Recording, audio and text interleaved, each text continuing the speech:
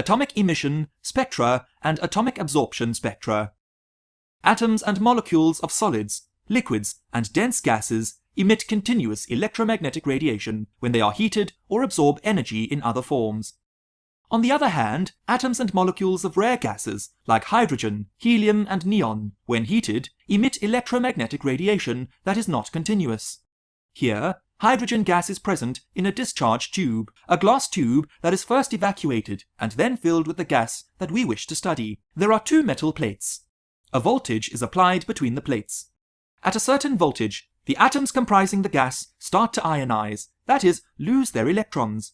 The electrons travel to the other end, and a current is produced. In addition, radiation is emitted by the gas in the discharge tube.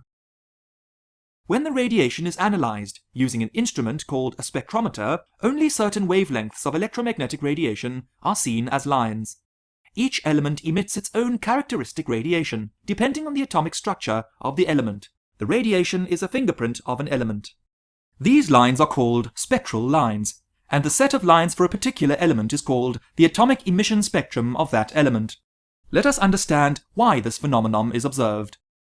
An atom of any element has a particular electronic configuration. A hydrogen atom has a lone proton in its nucleus, with an electron moving in an energy level around the nucleus.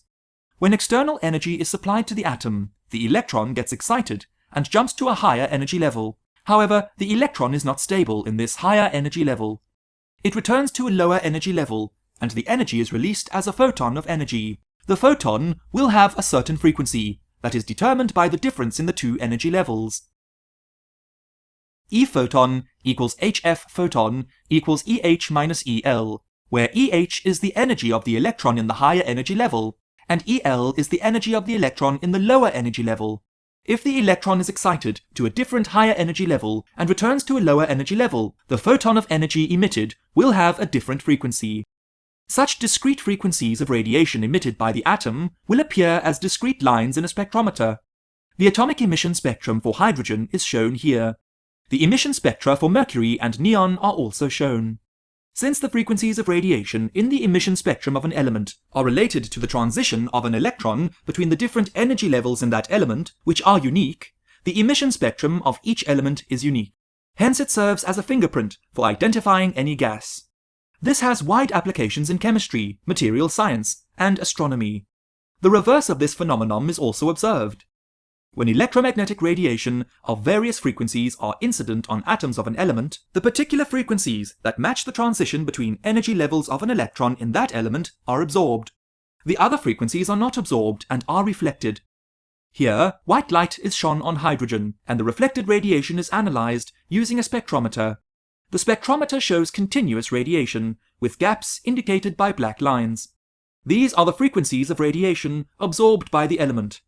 The atomic emission spectrum and the absorption spectrum of an element will match.